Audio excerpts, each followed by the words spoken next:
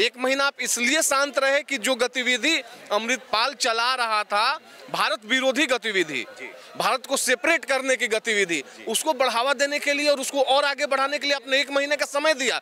और जब पानी सर से ऊपर जाने लगा तो अपने आप को बचाने के लिए कि मैं बच जाऊं, मैं हमाम में नंगा ना हूं, उसके लिए आप कोरी कार्रवाई दिखाने का कर रहे हैं और उसमें भी आप सफल नहीं होते हैं। जो 10 साल बाहर रह के आया, जिसमें कहीं ना कहीं अब ऐसा आशंका व्यक्त किया जा रहा है कि पाकिस्तान की ISI एजेंसी और खालिस्तानी सेपरेटिस्ट का जो गिरोह है, उसके कहने में, उसके साथ ट्रेंड होकर ये आ करके पंजाब के लड़कों को ह्यूमन बॉम्ब बनने के लिए, पुराने गन कल्चर में आने के लिए प्रेरित कर रहा था। सुभाष जी, ये बताइए आप कि जो खालिस्तानी का उद्देश्य है, इनका उद्देश्य क्या है? वो चाहते हैं कि पंजाब को अलग कर दिया जाए, पंजाब को आज़ाद करा दिया जाए। क्यों चाहिए उनको अलग पंजाब?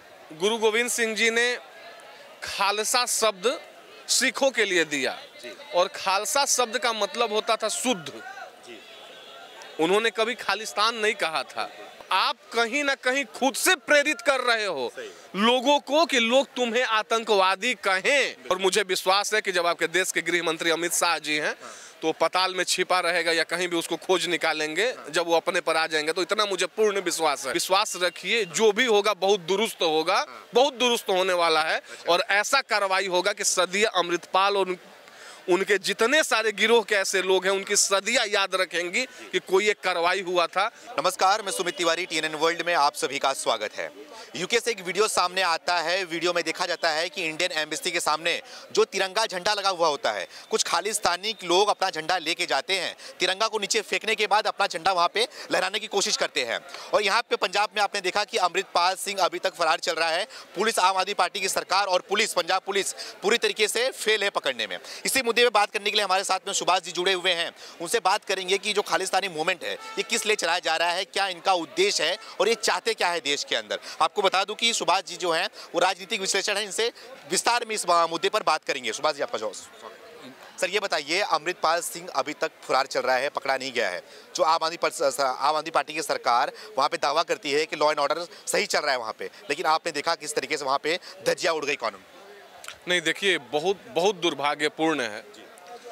आज भी हम लोग सिख कम्युनिटी के भाइयों को अपना समझते हैं और इसमें हमें बोलने में कोई गुरेज नहीं है कि वो हमारे अपने हैं। लेकिन अमृतपाल सरीखे ब्रेन वाशर, जो ऐसे लोगों का, जो देश के राष्ट्रभक्ति के प्रथम पंक्ति में खड़े होने वाले लोग थे, ऐसे देश के यूथ्स का और खास करके सिख के यूथ्स का ब्रेन वॉशिंग का काम कर रहे हैं, ये किसी भी तरीके से भारत के सौहार्द के लिए, भारत के डेमोक्रेसी के लिए, भारत के शांति व्यवस्था के लिए, भारत के डेवलपमेंट के लिए अच्छा नहीं है और इसे कतई बर्दाश्त नहीं किया जा सकता है। और देखिए, ये हुआ कब से?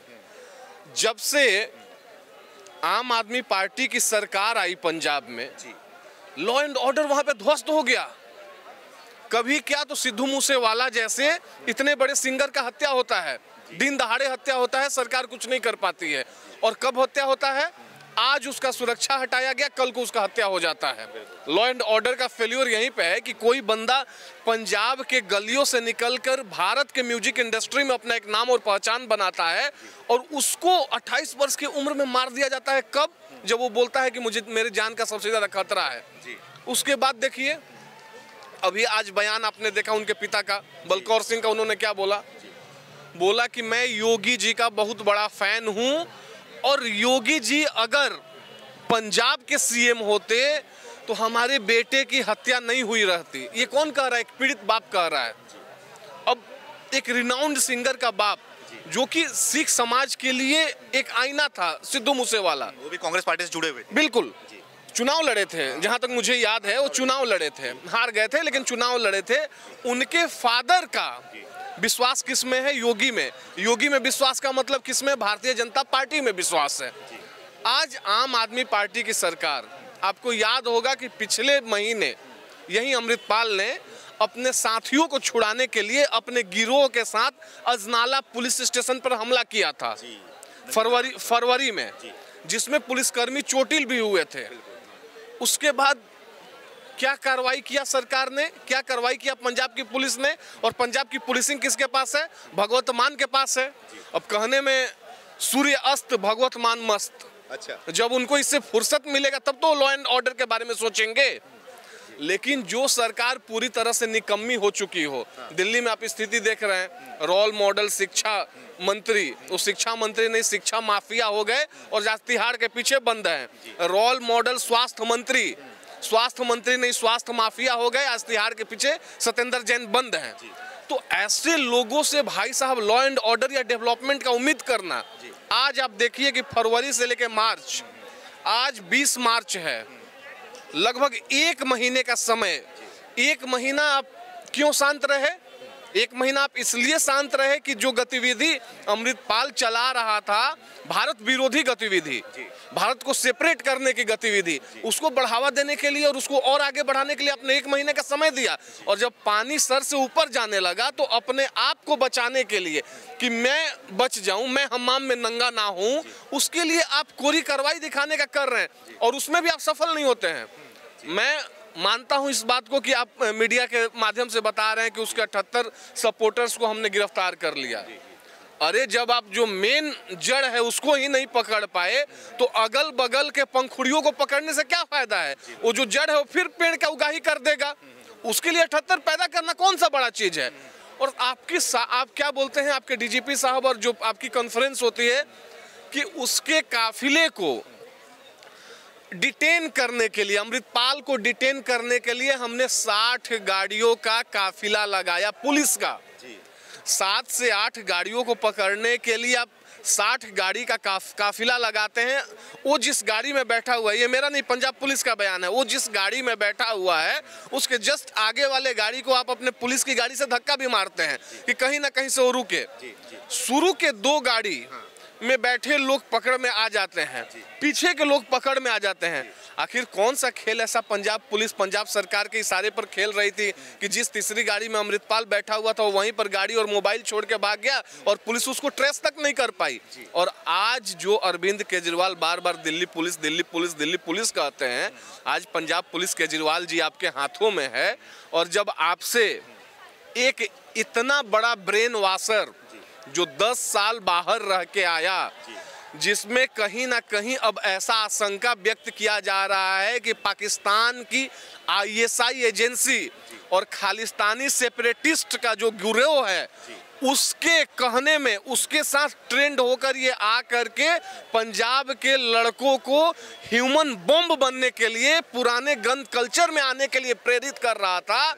उसको आपने इतना मौका दिया कि आज मजबूर होकर MHA को, मिनिस्ट्री ऑफ होम अफेयर्स को, अपने BSF और अपने SSB सशस्त्र सीमा बल को पूरे देश में अलर्ट करना पड़ा है कि आप बॉर्डर पर निगाह रखें, कहीं ऐसा मत हो कि इतना बड़ा सेपरेटिस्ट जो जर्नैल सिंह भिंडरेवाला को अपना आदर्श मानता है वो कहीं देश छोड़ के ना निकल जाए। ये भारत के लॉ एंड ऑर्डर के लिए बहुत बड़ा खतरा होगा और इस पे हम लोगों से ज़्यादा बेटर होगा आप पत्रकार महोदय अगर आम आदमी पार्टी के किसी रहनुमा से, किसी उसके प्रवक्ता से, या अगर मौका मिले तो उसके तथाकथित संयोजक अरविंद केजरीवाल जी से पूछें कि आप 1 महीना क्या कर रहे थे और आप देश के लोगों को क्या जवाब देंगे। जी, मेरा सवाल ये होता है, सुभाष जी ये बताइए आप कि जो खालिस्तानी का उद्देश्य है, इनका उद्देश्य क्या है? वो चाहते हैं कि पंजाब को अलग कर दिया जाए, पंजाब को आज़ाद करा दिया जाए। क्यों चाहिए उनको अलग पंजाब?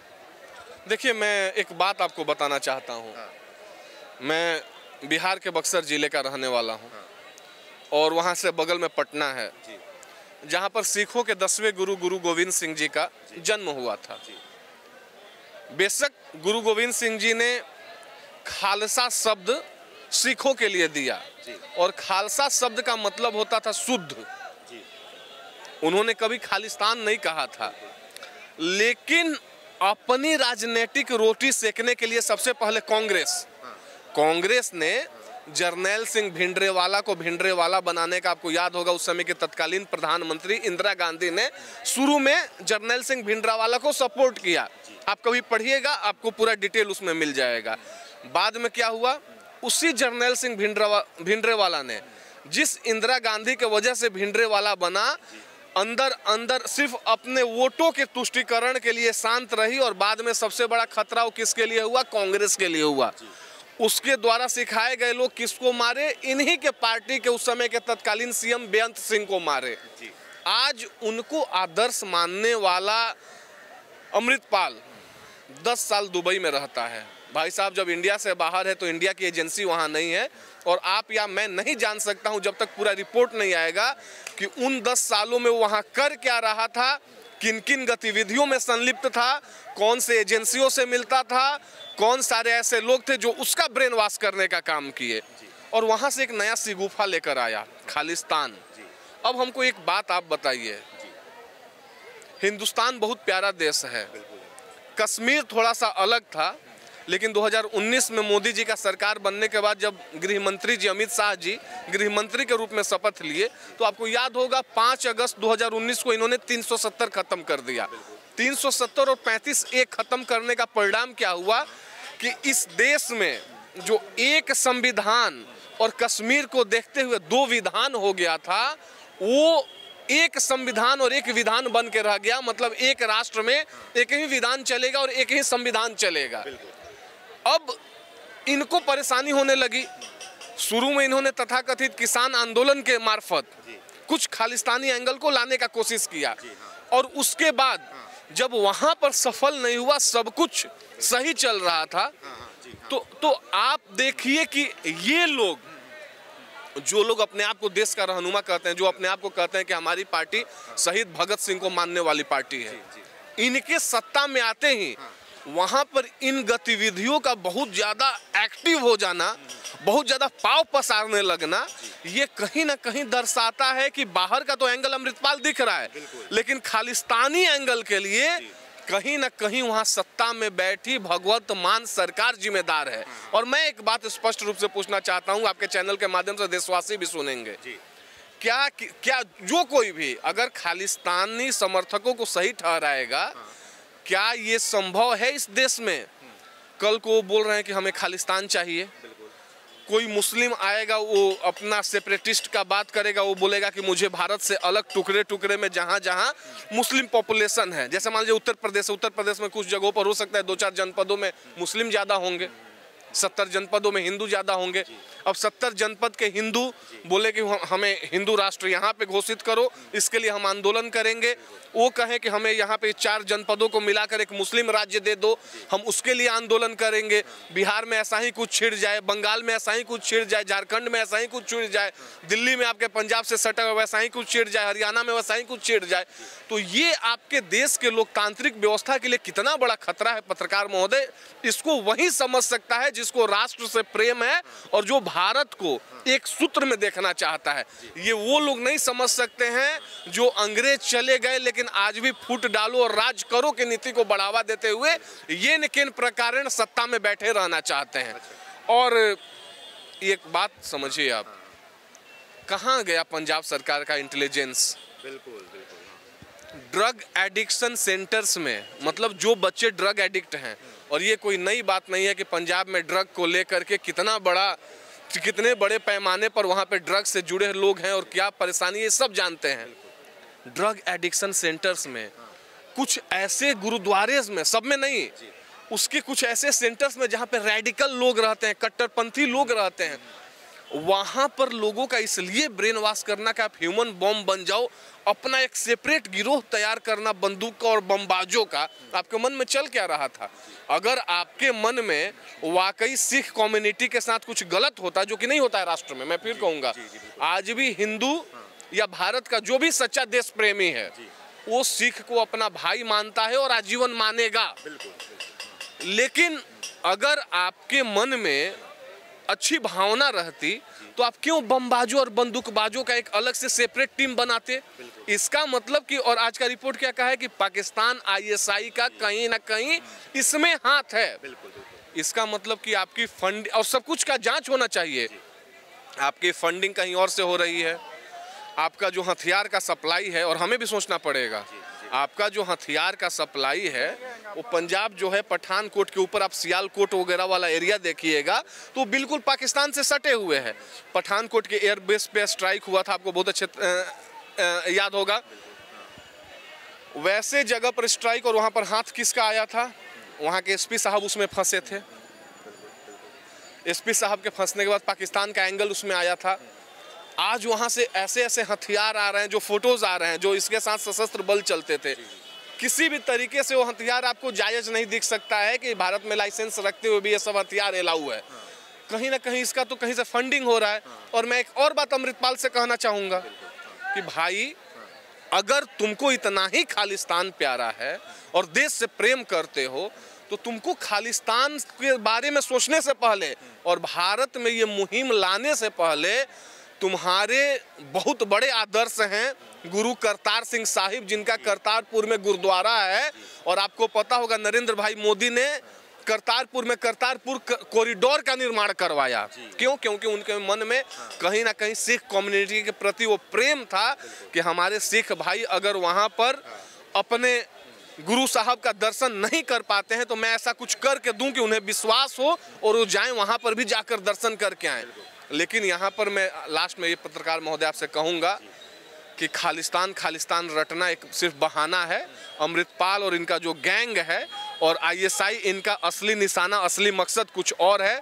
आज भारत में जो दुनिया में भारत का जो छवि बन रहा है, उसके प्रति जितने सारे भी भारत विरोधी गतिविधियां हैं, वो किसी न किसी प्रकार से ये किन प्रकार ऐसे लोगों को सामने लाने का कार्य कर रही है। अब आप हमको समझाइए कि यूके में आज जो इंडियन फ्लैग के साथ हुआ, यूके में तो भाजपा की सरकार नहीं है, यूके में तो नरेंद्र भाई मोदी नहीं बैठे हुए हैं, और वहाँ के एम्बेसी पर जाकर आप भारत के फ्लैग को वैंडलाइज कर रहे हो और वहाँ पर खालिस्तानी झंडा दिख रहा है, तो आप कहीं ना कहीं खुद से प्रेरित कर रहे हो लोगों को कि लोग तुम्हें आतंकवादी कहें। लोग नहीं कहना चाह रहे हैं, मैं फिर कह रहा हूँ, लोग नहीं कहना चाह रहे हैं। जब जब भारत को याद किया जाएगा तो सिखों के बलिदान को हम नहीं भूल सकते हैं, क्योंकि उन्होंने दिया है बलिदान, हम मानते हैं इस बात को। लेकिन आज जो आप कर रहे हैं ये कहाँ तक सही है? लाल किला वाले किस्से को लोगों के मन में गुस्सा था, नाराजगी थी, लेकिन लोग एक बार सोचते हैं कि चलो सुबह का भूला अगर शाम को घर लौट आया तो कोई बात नहीं है। लोगों ने फिर आप लोगों को गले लगाने का कार्य किया। लेकिन आज आप क्या कर रहे हैं? आप यूके में एम्बेसी पर जाकर हमला करके या वहां से इंडियन फ्लैग उतार करके आखिर क्या दिखाना चाह रहे हैं? और कौन सा खालिस्तानी प्रेम आप लंदन के किस टेरिटरी में आप खालिस्तान चाहते हैं? किस टेरिटरी में आप चाहते हैं? वो तो अलग देश है।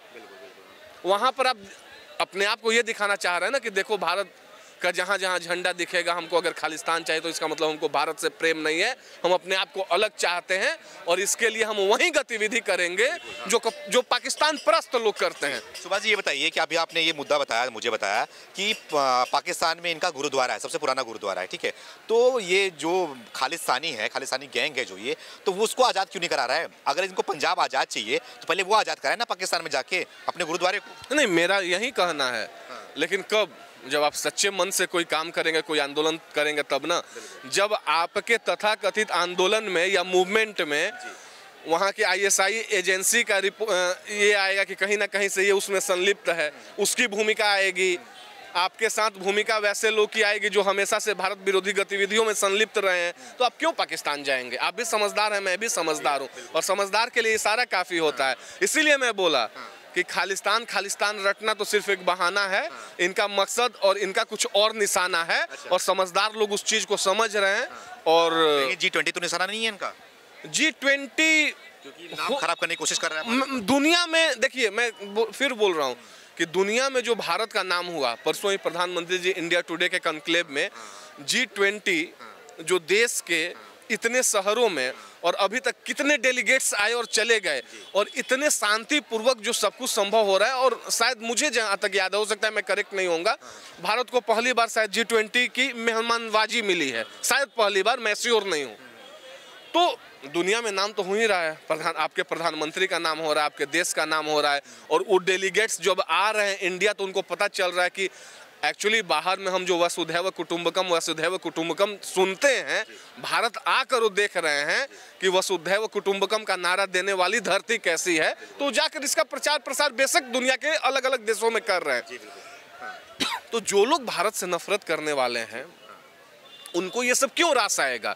और उनको अगर नहीं रास आएगा तो कोई ना कोई ऐसा एक्टिविटी करेंगे कि जिससे हम यहाँ के सत्ता के गलियारों में एक अपना दबाव बनाने का कोशिश करें, देश विरोधी गतिविधि कुछ ऐसा करें जो भारत के डेवलपमेंट में अड़चन आने का काम करे। लेकिन आप विश्वास रखिए कि पंजाब के लोग, फिर भी मैं कह रहा हूं कि पंजाब के लोग समझदार हैं और आज भी पंजाब में जो शांति परस्त लोग हैं वो बिल्कुल भी ऐसे अतिताइयों को सपोर्ट नहीं करेंगे। लेकिन ज़रूरत है, बहुत दिन हो गया, पंजाब को एक बार होम मिनिस्ट्री को भी चाहिए। बिल्कुल, मेरा सवाल आपसे यही था कि खालिस्तानी को रोकने के लिए जो हमारे गृह मंत्रालय है ये क्या कर रही है या फिर इसको क्या करना चाहिए? नहीं, आज उसने जो एक्शन लिया है कि हर एक बीएसएफ को कह करके बीएसएफ और सीमा सुरक्षा बल को हर एक जगह अलर्ट किया है। पहले तो अमृतपाल को डिटेन किया जाए और मुझे विश्वास है कि जब आपके देश के गृह मंत्री अमित शाह जी हैं तो पताल में छिपा रहेगा या कहीं भी उसको खोज निकालेंगे जब वो अपने पर आ जाएंगे। तो इतना मुझे पूर्ण विश्वास है। जब कश्मीर जहां पर दिन दहाड़े बम गोली चलता था, सेना के जवानों को किडनैप किया जाता था और भारत के पक्ष में नारा लगाने वाले लोगों का खुलेआम कत्लेआम किया जाता था, वहां पर 370 और 35 से हटाने के बाद एक चूं तक नहीं रेंगने दिए। जहां पर लोग कहते थे यही महबूबा जो अब शिवलिंग पर जल चढ़ा रही है कहती थी कि खून की नदियां बह जाएंगी, एक मच्छर तक नहीं मरा। तो आप विश्वास रखिए जो भी होगा बहुत दुरुस्त होगा, बहुत दुरुस्त होने वाला है और ऐसा कार्रवाई होगा कि सदिया अमृतपाल और उनके जितने सारे गिरोह के ऐसे लोग हैं उनकी सदियां याद रखेंगी कि कोई एक कार्रवाई हुआ था। लेकिन साथ साथ भारत सरकार को, गृह मंत्रालय को, राष्ट्रपति जी को, पीएमओ को, सबको, एमएचए को वहां के गतिविधि पे डेली नजर रखते हुए और जरूरत पड़े तो जो भगवत मान की सरकार फेल है उसको, जो पंजाब के साथ साथ दिल्ली में भी अरविंद केजरीवाल को दोनों स्टेट का सुरक्षा प्रदान करने में और राघव चड्ढा की कैसे सुरक्षा की जाए और भगवत मान का कैसे किया जाए और केजरीवाल एंड फैमिली का कैसे किया जाए, जो इसी में परेशान है, कहीं ना कहीं जरूरत पड़ने पर इसको बर्खास्त करके और वहां पर राष्ट्रपति शासन लगाने का जरूरत है। और राष्ट्रपति शासन लगाइए, 6 महीने साल भर बाद फिर से चुनाव कराइए और भारतीय जनता पार्टी जाए जनता में, लोगों के बीच जाए, जाकर बताए कि देखिए सुरक्षा व्यवस्था के लिए, आपके आंतरिक सुरक्षा के लिए, देश के सुरक्षा के लिए, बाहरी सुरक्षा के लिए कौन खतरा है और कौन अपना है, इस आधार पर चुनाव लड़े और वहां पर प्रचंड बहुमत से आकर पंजाब को जैसे देश के 28 स्टेट्स और चल रहे वैसे चलाने का कार्य करें। बहुत बहुत धन्यवाद। 1 महीना आप इसलिए शांत रहे कि जो गतिविधि अमृतपाल चला रहा था, भारत विरोधी गतिविधि, भारत को सेपरेट करने की गतिविधि, उसको बढ़ावा देने के लिए और उसको और आगे बढ़ाने के लिए आपने 1 महीने का समय दिया। और जब पानी सर से ऊपर जाने लगा तो अपने आप को बचाने के लिए कि मैं बच जाऊं, मैं हमाम में नंगा ना हूं, उसके लिए आप कोरी कार्रवाई दिखाने का कर रहे हैं और उसमें भी आप सफल नहीं होते हैं।